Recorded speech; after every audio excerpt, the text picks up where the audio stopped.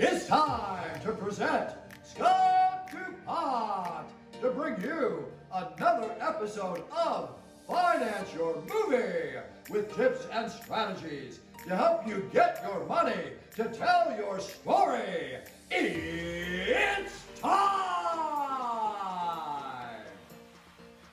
Welcome to another episode of Finance Your Movie. I am thrilled to be here with Jerry D. May, who has been on fire the past 5 or 6 years. He's written and directed 2 features. He's producing 5 features. Welcome, Jerry. Thank you, Scott. Thank you for having me. It's a pleasure, and I'm excited to be on the show today. So I got to ask you first. You're not from Hollywood. You don't have a famous last name. You haven't been in the business for 30 or 40 years. You didn't inherit millions, did you? No, I wish I did, though. So what's interesting is you're probably a lot more like our audience who's listening than people realize. And I would love for you to take us back to 2001. You're basically working in a General Mills factory in Buffalo, New York. Yes. And then you had this dream of, here you are just cranking out films, living in Atlanta. Tell us a little bit about this journey, how you got started. Yes. Well, I always been into filmmaking since I was about 7 years old. Even through grammar school and high school, it was kind of my glitch, and filmmaking, I always was a creative person, and filmmaking to me is like you could be anything and go anywhere. Like I remember the movie called The Boy Who Can Fly. I don't know if you're familiar with that movie or not, Scott, Yeah. but the guy was on the tree and, he couldn't fly, but at the end of the movie, he actually ended up flying. So when I was smaller, I used to try to, I take a bed sheet, wrap it around my neck like I'm Superman, like the typical kid, who's a superhero, try to jump off the couch, but he falls. So, I have thought of a way of being a filmmaker and actually what can I do, to actually become that character. And in film, you can be whoever you want to be and do whatever you want to do. It gives you that creative mobile to just to utilize your mind in the fullest. So in 2001, I was working for General Mills. I've been there for going on 10 years or so, somewhere around there. And everybody that was there, they loved me. I loved the job. It gave me opportunity. It helped me buy a lot of my equipment, so all of my paychecks I invested in my cameras and my computers and my dollies, everything like that, to fulfill my dream of being a filmmaker. And when I finally, I spent about $150,000 on equipment. Wow. And I tried to do a film in Buffalo, New York, but it was different than Buffalo wasn't quite yet catchy with the film. So, So you tried to do a feature in Buffalo. It didn't work out though? Yeah, I want to say we started shooting. It was a film that I had wrote. It was called The Showdown. It's a basketball film, real exciting film. But the networking in Buffalo was slacking back in 2001. It wasn't strong as Hollywood. So a buddy of mine that I've been knowing for over 20 years, he stayed here in Atlanta, and his family just happened to own a lot of real estate. And he told me you should come to, because I was, after I purchased all my equipment, I said, you know what, let me go out to Hollywood. I'll run into somebody, God's willing, my luck, and, I'll jet my career off there. So I took a couple flights, I visited, and I was like, okay, that's where we're going to end up in Hollywood. But before I got to Hollywood, like I said, my friend of 20 plus years, he said, Jerry, you should come to Atlanta. I'm telling you, it's going to be the next Hollywood. So that was 2011? Yes. Fast forward to 2011. Yes, it was 2011. We relocated. Mm-hmm. So you're kind of you relocated to Atlanta, which Right. which I think is a very, very good move. We see what happened to Atlanta the last 10 years. And you're networking with people, and then that kind of leads you to direct and write your first feature that was Jimmy. Did you get one? Yes, Jimmy, did you get one? Exactly. I relocated here to Atlanta, and the networking in Atlanta was very strong. I ran into Chris Tucker, who is actually well, Dexter Tucker, who is actually Chris Tucker's brother, and we set it off real good. And that's what helped me inspire to write my first film and actually record my first feature film, which was Jimmy, Did You Get One? So was Dexter Tucker involved in that? Yes. Dexter Tucker was one of the executive producers, as well as one of the leading actors in that film right there. Okay, so how did I'm guessing that was a fairly low budget, under $1 million, correct? Yes, yeah, way and, under $1 million. Okay, and how did that money come together? How did you put the money together for that film? Well, was it just reaching out to people, or Dexter put in a bunch of money? Other big people put in money?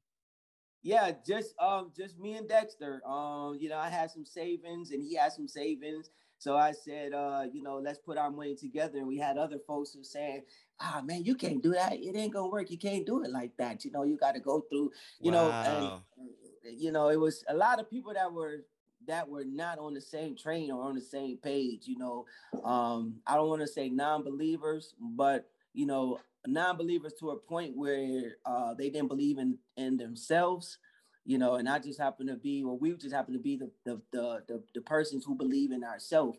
And I say, you know what, I didn't come this far to turn around, and I didn't come this far to stop. So I'm going to take my money and invest it into this film. Dexter did the same thing. Wow. And we're going to do the unspeakable and we're going to do this film that people say, you need more money to do that film. You need it, And I understood that though, but once I set my mind to do something, I have to go through it, whether I fail or pass, but I really wanted to, get past the failure and actually pass. So that's how we end up creating this. Well, good for you and Dexter. That's a huge commitment. And I think at some points early in your career, you got to believe in yourself more than anyone else does. And you guys definitely prove that. So I want to jump ahead. We can either talk about Death of a King the next year, or Unsolved History, Life of a King. Okay. Tell us how one of those projects was put together, the money, or you guys put in your own money again and risk everything. Yes, that project right there, it was a making of 20 years. That Death of the King, and that project right there, of course, is the story of A.D. King, which was the late Dr. Martin Luther King's brother. So all that footage and everything, it dropped right on my desk. Like literally, I was like blessed with another huge project, that dropped on my desk. Because at the time I was doing editing and I was working on a film called The Comedy Club, which starred a lot of other B-listers and a lot of name brand features in that movie too as well. And so after I was working on The Comedy Club, then that Death of the King dropped in my lap. I became an editor on that film, and as well as a producer. So Scott, that was one of those things that just fell out the sky. So somebody had the footage over many years, and it just came into your lap. Yes, that footage, it's been they've been trying to produce that footage, and it's been in the making for over 20 years. They had all type of it was part of history, even huge part of history. Yes. And this is a secret I'm gonna share with you. I didn't know that Martin Luther King even had a brother. I didn't either until I researched this. Because Martin Luther King overshadows everyone. Yes, overshadows everyone. But it was his brother that was behind a lot of his success, which was A.D. King. If you ever look at any of those photos, or he's videos, in a lot of those photos. He's right next to him. They almost look identical, and that was a major film, and to be a part of history at the same time. So let me back up a little bit for our audience. You said it was timing. It just fell into your lap. I gotta believe, because I met you through networking at the Georgia Hollywood Review event, which if you are anywhere in the Georgia area, you need to show up at that event. I was blown away with how many people I met. Would you say that networking is a big part of things like this falling in your lap or meeting people with money? Oh, yes. Now, I don't mean it literally fell in my lap, but networking is what actually helped it fall into my lap, because if I wasn't in the circle and meeting people and, networking and people hearing about what's going on, that project probably would never ended up in my lap. So yes, I would say networking in Atlanta is what actually, got that project along with many other projects to land right in my desk, Well, that's how you met Dexter, right? Because you did not know Dexter before you moved to Atlanta. Not at all. That's exactly how I met Dexter. Networking. It was a guy who goes by the name of Derek Handspike. He actually wrote the Bobby Brown book. You could actually Google him. He did a lot of other things. He was like a record label executive, and he heard about me being an editor and into film, and it even goes even deeper than that, Scott. The 20-year-old partner or my friend that I had, he was actually a best friend of an R&B platinum group called Silk, and he took me out with them one day, and he had already talked about me and took me out with them one day, and they tagged me along with their project and wanted me to work with them. So I happened to go to this event that they were doing, and I'm filming, and the guy Derek was at the event, and so that's how you met Derek. Networking. Yeah. Yes. I can't tell you how many times throughout my career I've been exhausted, either working all day on set or just stuck at my computer. I don't really have the energy to go out to a screening or go out to a networking event. But the times that I do, I get off the couch and I do some of the most incredible people, opportunities and stuff falls into your lap sometimes. So can't stress really that enough. Yeah, you have to get out there, because if you have a dream, most of us do dream, and it feels good while we're sleeping, but when we wake up, the reality sets in place, So I tell everybody, if you have a dream, you have to go out there and get it, go capture it. We could pray for it, and God will drop it on you, but He wants to make sure that you're driving towards that direction, Correct. There's a difference between just dreaming and doing the action. Exactly. Taking those action steps. Yes. So I'm really excited about Wide Open. That's a project you're currently filming right now. That's, I guess, a documentary that's been in the works for a while. Tell me how that project came together. I'm guessing that's a little bit more money involved. Did you raise any money for that, or is that your own again? Yes. We raised a little bit of money, and we took some money of our own pockets too as well. I actually happen to be the director and also the EP of that movie of Wide Open, along with Derek Handspike and along with Andre Rison himself. So when you say you raised a little bit of money, did you reach out to people in the Atlanta area or people that were football fans? Who were the people that put in a little bit of money? Well, the little bit of money was myself, was Derek Handspike, was Andre Rison, a lady who goes by the name of Diamond Kings, I believe her last name is. So it was raising money was kind of like a word of mouth, and we have this project and the believers that believe in the project as well, So when I say raise money, that's how we kind of did it. So Andre put a little bit of money in himself. Yes. Okay. He put a little bit of money in there himself.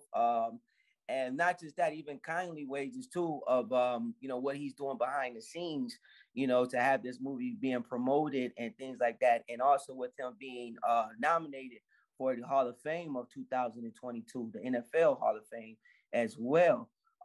So it was a lot of good things that actually became of this project, just being attached to this project. And let me tell you one thing else, Scott. I don't know too many people that the NFL commission actually emails you and, you talk back and forth about this project. That was really exciting. Well, What's exciting to me, this is very unusual when you're filming a subject of a documentary that they actually put a little bit of money in themselves. So my hat's off to you. That also shows that Andre is very committed himself. Yes. And I'm just I kind of grew up watching him. I mean, he's one of the best wide receivers in NFL's history. He was selected to the Pro Bowl, I think 5 different times. Yes. So it's pretty cool. You're working with a huge legend, and the fact that he put in a little bit of money, you've got skin in the game, you've got a few other people. That sounds like everybody on the team is committed, and I can't wait to see this film. It is. In this film, it's amazing. It tracks from when he was smaller, and it goes through his trials and tribulations to where he's at now. Because he did a lot of accomplishments. In life. He could have went to the NBA. He had a ticket to go to the NBA, but he chose to go to the NFL. So it's a lot in the story that we're trying to tell too as well. From the best of our knowledge, that's coming right from the horse's mouth, I should say, but it's a great story though. It's going to take you through that. It's going to make you laugh, smile, and cry. So it sounds like it'll be a very, very inspiring film, not just for football fans, but almost anyone to achieve what he's achieved. I mean, going on to coaching and all the other stuff he's done. Yes, it will be, because even to this very day, he's coaching little league teams up there in Michigan. He wrote a book. The book is actually called Wide Open. So the movie somewhat portrays the book too as well. And of course he talks about his success and his achievements, and the struggles and things that he had to actually go through, running 6 miles to practice every day. Wow. So it's definitely an inspiring story. And when do you anticipate this will get out? Because you're still finishing it, maybe 2023. Well, that would be the late. We're trying to really push it out for late 2022 this year. I know this year is coming up pretty fast, but we're in post right now, so hopefully we can meet these deadlines. We are actually trying to get it out before the Hall of Fame takes off. Oh yeah, that would be great timing. So definitely keep in touch with us, and we'll push it out to our audience, because I'm really excited to see the film. So besides networking, any other advice that you have for filmmakers? Obviously, you put skin in the game yourself, which to me that's like kind of rule number 1. Right. It's if I, Scott duPont, have a little bit of money, whatever I can put in, and then I go out looking for investors, one of the first questions they're going to ask, Scott, how much money do you have invested? So you've already done that, which I applaud you. But any advice you have for filmmakers in our audience on reaching out to other people, the other people who have invested in your projects? Sure. My advice would be, any event, go out networking and be yourself, and tend to carry a principle about yourself. If you believe in your project, first of all, nobody else is going to believe in your project if you don't believe in your project. It's almost like a selling point right there too as well. Don't expect no one to put in effort if you don't put in effort yourself. That would be, one of my top 5 things to do. Put in effort. I would say networking is definitely the key, because you never know who is who, and you never know who may know who too as well. So and of course, prayer, it always helps.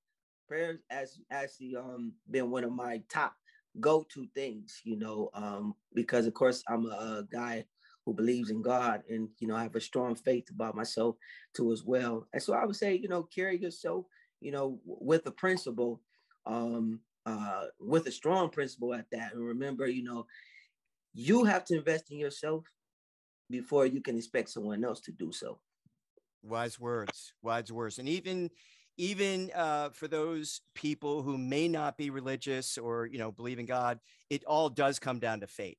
And you have to have faith in yourself and faith in your project. And that's the core of, the Christian community is faith.